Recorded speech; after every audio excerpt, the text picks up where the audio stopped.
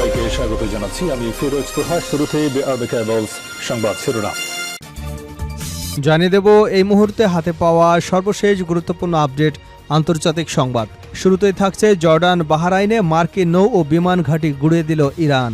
বাহরাইনে অবস্থিত মার্কিন নৌবাহিনীর পঞ্চম নৌবহর ও জর্ডানে মার্কিন বিমান ঘাঁটিতে একযোগে ভয়াবহ হামলা চালিয়েছে ইরানের ইসলামী বিপ্লবী গার্ড বাহিনী আইআরজিসি। বুধবার সকালে চালানো এই দমন পীড়নমূলক এবং বিধ্বংসী হামলায় মার্কিন সামরিক বাহিনীর ব্যাপক ক্ষয়ক্ষতি হয়েছে বলে দাবি করেছে তেহরান। এবারে জানাবো বিশ্বকে বিপজ্জনক পরিস্থিতির দিকে ঠেলে দিয়েছে যুক্তরাষ্ট্র। জাতিসংঘে নিযুক্ত চীনা রাষ্ট্রদূত সান লেই বলেছেন, ইরানের উপর হামলার মাধ্যমে বিশ্বকে আবারও বিপজ্জনক পরিস্থিতির দিকে ঠেলে দিয়েছে যুক্তরাষ্ট্র।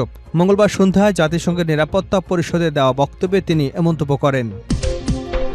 জানাবো 30 সেপ্টেম্বরের মধ্যে ইরাক থেকে মার্কিন সেনার সম্পূর্ণ প্রত্যাহার।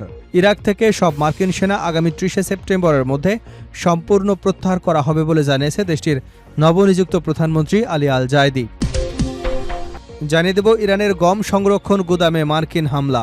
ইরানের খুজেস্তান প্রদেশে একটি গম সংরক্ষণ বা সাইলো গুদামে ক্ষেপণাস্ত্র হামলা চালিয়েছে যুক্তরাষ্ট্র, এমনটাই দাবি করেছে তেহরান।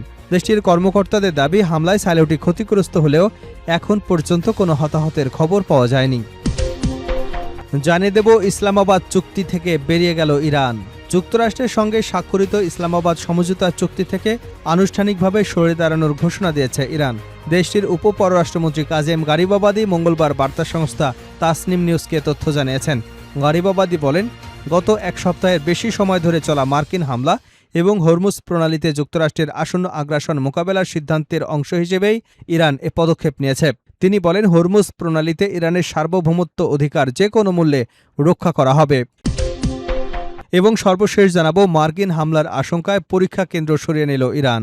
যুক্তরাষ্ট্রের সঙ্গে চলমান যুদ্ধ পরিস্থিতির মধ্যে সংবেদনশীল এবং সামরিক স্থাপনার কাছাকাছি থাকা দেশের সব শিক্ষা বিষয়ক পরীক্ষা কেন্দ্র অপেক্ষাকৃত নিরাপদ এবং দূরবর্তী স্থানে সরিয়ে নেওয়ার ঘোষণা দিয়েছে ইরানের শিক্ষা মন্ত্রণালয়। পরীক্ষার্থীদের সর্বোচ্চ নিরাপত্তা নিশ্চিত করতে এসব কেন্দ্র বিভিন্ন পাবলিক হল, ধর্মীয় উপাসনালয়ে স্থানান্তর করা হয়েছে। এতক্ষণ শুনছিলেন সংবাদ শিরোনাম, এবার থাকছে পুরো সংবাদ। অনুরোধ থাকবে এই ভিডিওতে একটি লাইক দিন, কমেন্টস করে জানিয়ে দিন এই ভিডিওটি আপনি কোন জেলা থেকে দেখছেন এবং শুনছেন।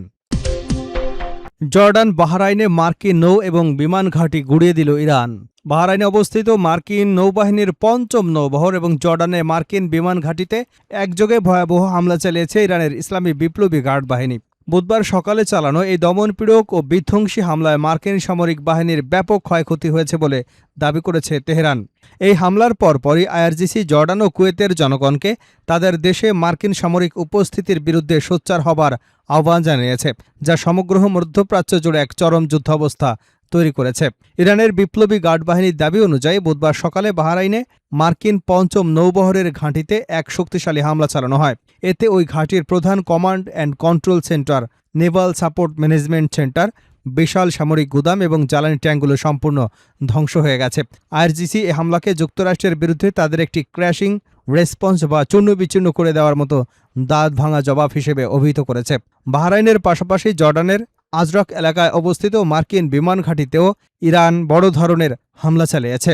ইরানের বিপ্লবী গার্ড বাহিনী তাদের বিশেষ সামরিক অভিযান নাসর 2 এর 6ষ্ঠ পর্বের অংশ হিসেবে এই হামলা পরিচালনা করে।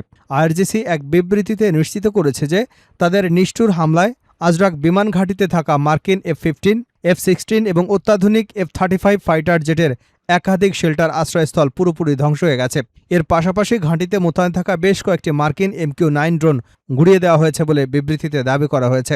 এই ধারাবাহিক এবং নজিরবিহীন হামলার পর ইরানের বিপ্লবী গার্ড বাহিনী মধ্যপ্রাচ্যের অন্যান্য মুসলিম দেশের সাধারণ জনগণের প্রতি সরাসরি বার্তা পাঠিয়েছে।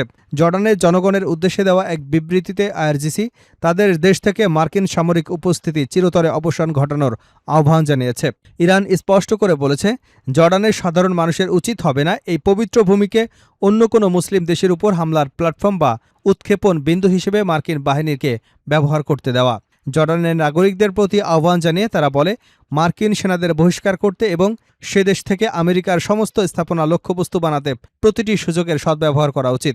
একই ধরনের উস্কানিমূলক এবং জোরালো বার্তা পাঠানো হয়েছে কুয়েতের জনগণের কাছেও। কুয়েতের শ্রদ্ধেয় এবং উদার জনগণের উদ্দেশ্যে দেওয়া এক বিশেষ বিবৃতিতে আইআরজিসি কুয়েতে অবস্থিত মার্কিন সামরিক লক্ষ্যবস্তুগুলোকে হামলা চালানোর দায় স্বীকার করেছে। কুয়েতের নাগরিকদের প্রতি মার্কিন সব অবকাঠামোয় আঘাত হানার অনুরোধ জানিয়েছে ইরান।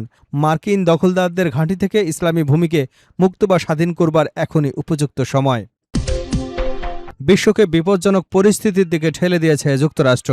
জাতিসংঘে নিযুক্ত চীনা রাষ্ট্রদূত সানলেই বলেছেন, ইরানের উপর হামলার মাধ্যমে বিশ্বকে আবারও বিপজ্জনক পরিস্থিতির দিকে ঠেলে দিয়েছে যুক্তরাষ্ট্র। মঙ্গলবার সন্ধ্যায় জাতিসংঘের নিরাপত্তা পরিষদে দেওয়া বক্তব্যে তিনি এ মন্তব্য করেন। জাতিসংঘে নিযুক্ত মার্কিন রাষ্ট্রদূত মাইক ওয়াল্টজের সঙ্গে চীনা রাষ্ট্রদূতের উত্তপ্ত বাক্য বিনিময় হয়েছে। এ সময় ওয়াল্টজ অভিযোগ করেন, ইরান এবং ইয়েমেনে হুতিদের কাছে এমন কিছু পণ্য যেতে বাধা দেওয়ার ক্ষেত্রে যথেষ্ট পদক্ষেপ নিচ্ছে না, যেগুলো সাধারণত কাজে ব্যবহার করা যায়, আবার সামরিক কাজেও ব্যবহার করা যায়। তিনি বলেন, ইরান এবং কিছু ক্ষেত্রে চীনের কিছু কোম্পানি ও প্রতিষ্ঠান জাতিসংঘের একটি অস্ত্র নিষেধাজ্ঞা লঙ্ঘন করেছে, কিন্তু তাদের বিরুদ্ধে তেমন কোনো ব্যবস্থা নেওয়া হয়নি। এর জবাবে সানলেই বলেন, এই অভিযোগের কোনো ভিত্তি নেই। তিনি আরও বলেন, চীন এ ধরনের পণ্য রপ্তানির উপর কঠোর নিয়ন্ত্রণ বজায় রাখে। 30 সেপ্টেম্বরের মধ্যে ইরাক থেকে মার্কিন সেনার সম্পূর্ণ প্রত্যাহার। ইরাক থেকে সব মার্কিন সেনা আগামী 30 সেপ্টেম্বরের মধ্যে সম্পূর্ণ প্রত্যাহার করা হবে বলে জানিয়েছেন দেশটির নবনিযুক্ত প্রধানমন্ত্রী আল জাইদি। মঙ্গলবার ওয়াশিংটনে হোয়াইট হাউসের ওভাল অফিসে মার্কিন প্রেসিডেন্ট ডোনাল্ড ট্রাম্পের সঙ্গে অনুষ্ঠিত এক উচ্চ পর্যায়ের দ্বিপক্ষিক বৈঠক শেষে যৌথভাবে এ সিদ্ধান্তের ঘোষণা দেওয়া হয়। সেনা প্রত্যাহারের সিদ্ধান্তে সন্তোষ প্রকাশ করে প্রেসিডেন্ট ডোনাল্ড ট্রাম্প সাংবাদিকদের বলেন, আমরা এখন আর মনে করি না যে সেখানে আমাদের সামরিক বাহিনীর উপস্থিতি কোনো প্রয়োজন রয়েছে। ইরাকে মূলত ইসলামিক স্টেট বিরোধী অভিযানের অংশ হিসেবে প্রায় 2500 মার্কিন সেনা মোতায়েন ছিল। তবে সাম্প্রতিক মাসগুলোতে এ সংখ্যা ধাপে ধাপে কমানো হয়েছে। এতদিন মার্কিন সেনারা কুর্দি অঞ্চলের ইরবিল, বাগদাদ বিমানবন্দরের কাছে একটি ঘাঁটি এবং রাজধানীর গ্রিন জোন এলাকায় অবস্থান করছিল। প্রধানমন্ত্রী আলী আল জাইদির নেতৃত্বাধীন ইরাকি সরকার এ সেনা প্রত্যাহারের পরিকল্পনাকে দেশটির অভ্যন্তরে সক্রিয় প্রভাবশালী ইরান সমর্থিত মিলিশিয়া গোষ্ঠীগুলোর সম্পূর্ণ অস্ত্র সমর্পণের শর্তের সঙ্গে সংযুক্ত করেছে। এ বিষয়ে আলী আল জাইদি বলেন, আগামী 30 সেপ্টেম্বর আমেরিকান বাহিনী ইরাক ছেড়ে চলে যাবে এবং আমেরিকান কোম্পানিগুলো এখানে প্রবেশ করবে। 30 সেপ্টেম্বরের পর রাষ্ট্রের বাইরে অন্য কোনো গোষ্ঠীকে কোনো ধরনের অস্ত্র বহনের অনুমতি দেওয়া হবে না। বৈঠকে প্রেসিডেন্ট ট্রাম্প ইরাকের নতুন প্রধানমন্ত্রীকে একজন চ্যাম্পিয়ন বা বীর হিসেবে প্রশংসা করেন। ইরাকি প্রধানমন্ত্রীর এই ওয়াশিংটন সফরের মূল উদ্দেশ্য ছিল ইরাকের তেল, প্রাকৃতিক গ্যাস, বিদ্যুৎ খাতে বড় ধরনের মার্কিন বিনিয়োগ, বাণিজ্যিক অংশীদারিত্ব নিশ্চিত করা। বৈঠকে আল জাইদি দুদেশের মধ্যে নতুন অর্থনৈতিক অংশীদারত্বের একটি আনুষ্ঠানিক চুক্তির আভাস দেন। প্রেসিডেন্ট ট্রাম্প বলেন, ইরাকের বিপুল তেল সম্পদের কারণে দেশটির সম্ভাবনা অনেক বেশি। তিনি বলেন, আমরা অনেক চুক্তি করতে যাচ্ছি, উভয় দেশের জন্য প্রচুর কর্মসংস্থান সৃষ্টি করব এবং বিপুল পরিমাণ তেল উত্তোলন করব। ইরাকি কর্মকর্তাদের তথ্য অনুযায়ী এই বিনিয়োগ কর্মসূচির অংশ হিসেবে আগামী শুক্রবার ইরাক সরকার, সেভরন, টিআই ক্যাপিটাল এবং কাতারের ইউজিসি যৌথভাবে একটি বড় চুক্তি স্বাক্ষর করবে। চুক্তির আওতায় প্রতিদিন 20 লাখ ব্যারেল তেল পরিবহনের সক্ষম একটি বৃহৎ পাইপলাইন নির্মাণ করা হবে, যা ইরাকের বসরা শহরকে হাদিতার সঙ্গে সংযুক্ত করবে। পরে এই পাইপলাইন তুরস্ক এবং সিরিয়ার বিভিন্ন সমুদ্র বন্দর পর্যন্ত সম্প্রসারণের পরিকল্পনা করা হয়েছে। ইরানের গম সংরক্ষণ গুদামে মার্কিন হামলা। ইরানের খুজেস্তান প্রদেশের একটি গম সংরক্ষণ সাইলো বা গুদামে ক্ষেপণাস্ত্র হামলা চালিয়েছে যুক্তরাষ্ট্র, এমনটাই দাবি করেছে তেহরান। দেশটির কর্মকর্তাদের দাবি, হামলায় সাইলোটি ক্ষতিগ্রস্ত হলেও এখন পর্যন্ত কোনো হতাহতের খবর পাওয়া যায়নি। দেশটির আধা সরকারি সংবাদ সংস্থা ফার্স নিউজকে দেওয়া এক সাক্ষাৎকারে খুজেস্তান প্রদেশের উপগভর্নর এ তথ্য নিশ্চিত করেছেন। তিনি বলেন, মঙ্গলবার রাতে যুক্তরাষ্ট্রের ছোড়া একটি প্রজেক্টাইল গম সংরক্ষণকারে আঘাত হানে। হামলার পর জরুরি সেবা সংস্থা এবং স্থানীয় প্রশাসনের সদস্যরা দ্রুত ঘটনাস্থলে পৌঁছে পরিস্থিতি নিয়ন্ত্রণে আনেন। উপগভর্নর জানান, প্রাথমিক তথ্য অনুযায়ী হামলায় শুধু অবকাঠামোগত ক্ষতি হয়েছে, এতে কোনো প্রাণহানির ঘটনা ঘটেনি।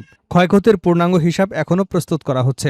সাম্প্রতিক সংঘাতে সামরিক স্থাপনার পাশাপাশি খাদ্য এবং অন্যান্য বেসামরিক অবকাঠামো ক্ষতিগ্রস্ত হওয়ার অভিযোগ উঠেছে। গম সংরক্ষণ সাইলোতে হামলার এই দাবি সেই উদ্বেগকে আরও বাড়িয়ে দিয়েছে। তবে ইরানের এই দাবির বিষয়ে যুক্তরাষ্ট্রের পক্ষ থেকে তাৎক্ষণিকভাবে কোনো আনুষ্ঠানিক মন্তব্য পাওয়া যায়নি। ফলে হামলার প্রকৃত এবং ঘটনার বিস্তারিত তথ্য স্বাধীনভাবে যাচাই করা সম্ভব হয়নি।